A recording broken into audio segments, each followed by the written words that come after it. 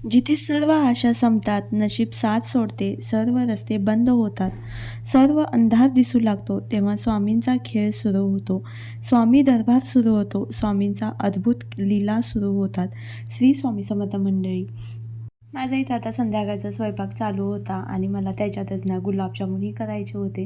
कारण उद्या आमच्या घरी ना येणार होते पाहुणे आणि सकाळच्या जेवणाला म्हणजेच दुपारच्या आणि त्याच्यानंतर जेवण वगैरे गुलाबजामुन होत नाही आणि आज रात्री गुलाबजामुन बनवून ठेवले ना की छान असं पाकामध्ये ते मुरलेही जातात. त्यामुळं ना स्वयंपाक करत करत मी इथं माझे गुलाबजामुनही बनवत होतो. तर पाक करायला ठेवून दिला तिकडं म्हणजे वरण भाताचा कुकरही कुकर होईपर्यंत म्हटलं चला गुलाबजामुन करून घेऊया. तर तोपर्यंत इथं ना पीठ वगैरे मळून छान असे करून घेऊन आता इथं तळून घेत आहे पहा.